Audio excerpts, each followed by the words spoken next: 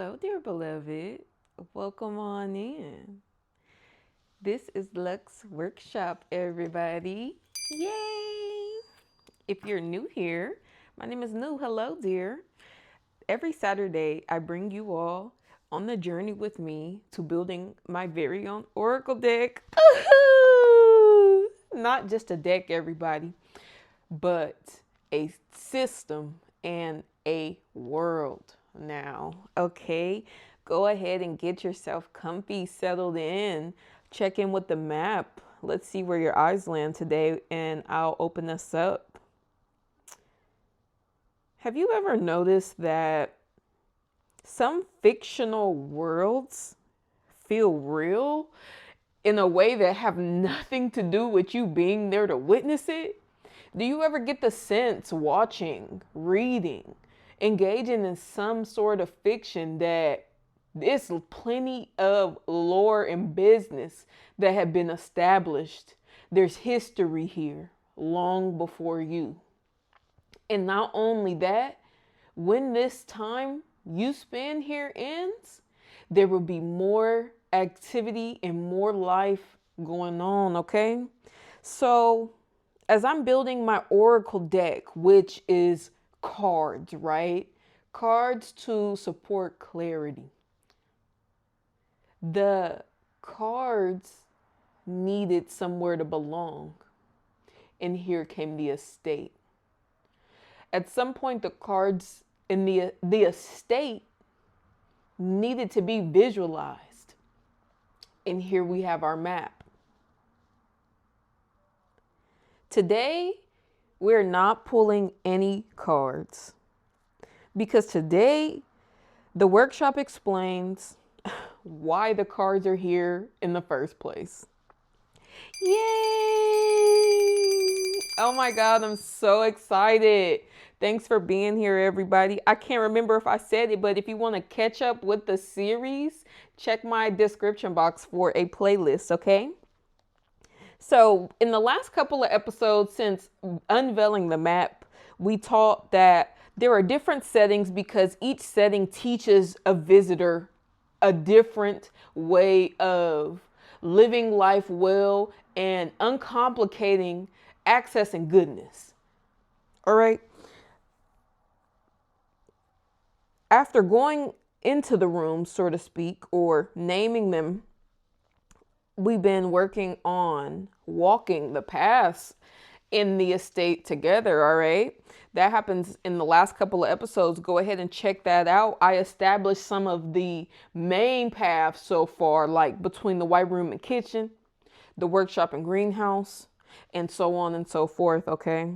Last episode, we used the setting themes not only to walk between these two paths, the greenhouse and workshop, we walk the paths with the understanding that there is stewardship, there is intentional movement, all right? There is meaning that's forming. There's meaning that moves us. We're not just fucking walking around, bro, right? We're alive here. We're living.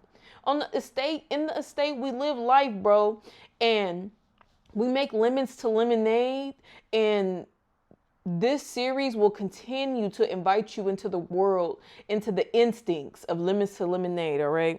Not just through the cards anymore, y'all. And not just through a map, but through a real world that is alive well and is living whether we're here or not, okay? Today's question answers, why does this estate finally feel alive? Okay, so boom, settings, right? I just love to kind of trace my finger without even explaining what I'm doing. All I'm doing is moving. This deck, it highlights ordinary, everyday life and conditions and teaches us how to move well, all right? Teaches us how to move in a way that is small, but packs big meaning for you, all right? When someone looks at a map, when you come into the workshop, when you think about the deck or think about the world, We have these settings to ground what makes sense or what even exists for you, right? At this point, what's exists about the world is the fact that there are different settings, different rooms. This introduced a concept that we called visual continuity. Because there is a map of all the settings and all of the actual existence of the world here, we can continue through different conditions, different times, different experiences, but remain in the same place. Does that make sense? So spatial continuity creates the actual conception of space and location. Spatial continuity gives you the fact of saying, I know where I am. So when I point here, here is where you are. Where are you? You know exactly where you are. It's the overlook. Okay, bam. Visual continuity is a concept that's brand new for me. Okay, it's very interesting. So the spatial continuity that answers, where am I? Thanks, Matt. Has got me thinking a lot. The episodes themselves teach us about the estate, the world, and the life here. We're not making anything up anymore. What we're doing is essentially going with it. And so now, after asking, where does this belong? What belongs in there? I start asking, what's been going on? What do I talk about in my cards? I talk about what's going on, and I need to know what's going on. Like I said, I'm not making up what's happening. There's already life in existence here. It's my chance to get to know it and be a part of it. So temporal continuity is what a fictional world embodies that gives us the sense of its existence before and after the present moment, all right? We go from spatial continuity saying, I know where I am, to temporal continuity saying, I know what's been happening here. Oh my God, I'm so excited. Temporal continuity makes it clear what's been happening here. And that's why I'm not making anything up, because all I do is enter the world and experience it in everyday, ordinary moments, living life here. Over time, we will see together so much of this world. The episodes are actually entering the world itself, okay? So, the estate is alive. The estate has motion and movement. Good. This is a milestone achievement. This estate has movement. It's felt, it's understood that movement occurs whether we're here, a part of it or not. Perfect. The estate does not feel alive. Feel alive. It is alive, but it doesn't feel alive to us now, because when we enter the kitchen, there's lemons on the table. No, beloved. The estate feels alive because when we enter the kitchen, it's convincing because there's evidence of life being lived before we arrive. The breakfast was already prepared. There are dishes in the sink, all right? There's smells from bread rising. Okay? There's a bit of a sense of activity, coffee in the coffee pot. New day. All right, good day, bright day. I love it. Now, where else could I take us? The workshop. Let's go in the workshop for a second. Think about what we might see looking around. Could be fucking anything. Oh, I land on a pair of golden scissors. Dear beloved, the workshop, I'm not convinced by the workshop. I'm not convinced that I'm in a live workshop because I land on a pair of scissors. No, I'm convinced that I'm in a live workshop because I see evidence of work underway. I see the scissors. I see the paper clippings. I understand there's work that's being done here now. And not just now, but before the moment we stepped in, right? When we enter the white room, it's about seclusion. The white room doesn't become the sense of the white room. It's not real just because we put blankets and, items of comfort in there, video games, a good book. It's convincing because when you enter this space, everything that helps you rest is already here. So you use it, you grab it, and what are you doing? You're resting out, bro. The movement is already implied through the world because the world is alive. We feel the aliveness through the concept of visual continuity, having something to look at, to hold on to in our minds. Therefore, dear beloved, this estate is not just arranged to be looked at. No longer is it a set of beautiful and helpful intention.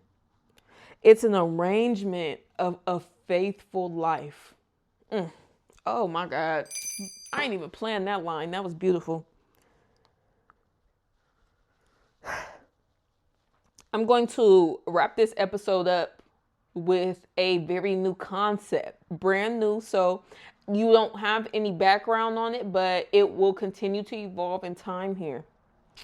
Before I get to the archive, I want to address another just really momentous fact of life that has arisen in this procession, all right? It's the concept of evidence over symbolism. This is a world. You might as well throw out fiction, right? It's not fake anymore. It's real. It's a world. Worlds don't need symbols. Worlds have actual real life objects and evidence. So the previous design was based more on beauty, the looks of it, me creating imagery, me creating visuals for you all, for us all, that represent the truth I'm sharing, the truth that we engage here. Now, designs are governed by one question of the estate, which is what evidence naturally remains after faithful living. This single question, y'all, changes everything. Once again, everything in the best way, everything in the clearest and simplest way moving forward, because we are no longer forming ideas. We are speaking to the estate. We're answering the estate's question: what evidence would naturally remain faithful?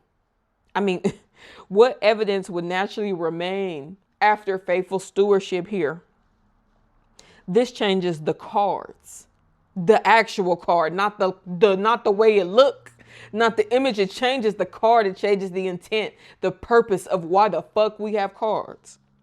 It changes the photography. It changes the hospitality. Dear beloved, the cards are not setting the estate. The estate is setting the cards. The estate doesn't feel alive because it has thousands of details. No, thank goodness, bro. This project started as me screaming and hollering. How the fuck am I supposed to know what symbols to use and what cards to make? Dear beloved, this life leaves traces. Faithful stewardship helps us recognize them. Sometimes all we have to do is notice, beloved, notice that in the kitchen, good things have been kept on. This here today is a simple estate bulletin, y'all. It is an observation from the estate, literally. It's not advice. It's not a metaphor. It's simply something that the estate noticed. All right. It's a comment. Okay. So the bulletin exists because life here is underway. All right. And it's just a message from it, period. I want to briefly introduce this archive. I think that I will save us filling it out and respect the process more to bring an archive episode for us to go through together, okay? But today, a decision, a supersession has occurred. The previous understanding, it was the fact that the estate feels alive because it has settings that connect different places. All right. The settings connect to build an estate was the previous understanding. Currently, we understand the estate feels alive because life continues here over time. What became clear, beloved? Life must appear to have happened before we arrive. The fuck? And it continues after we leave. Not only that, repetition creates memory. Paths, time, strolls, steps, movements in the world, memories in the movements in the estate.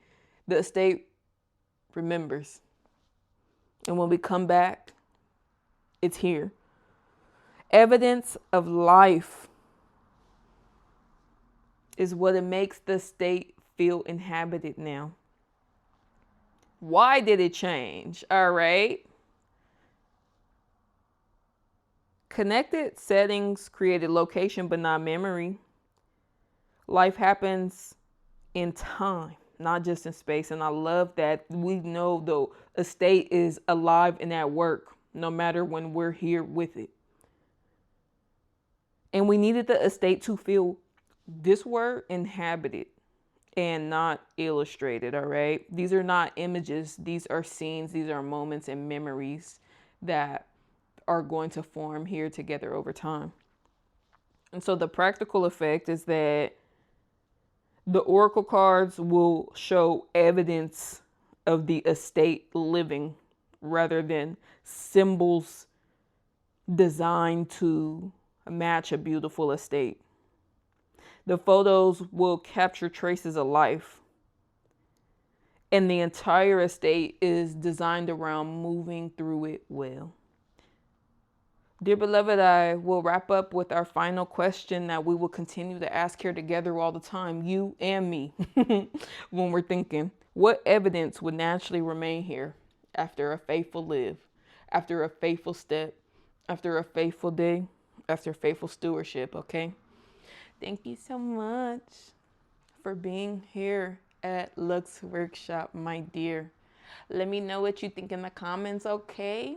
I can't wait to hear from you. See you soon.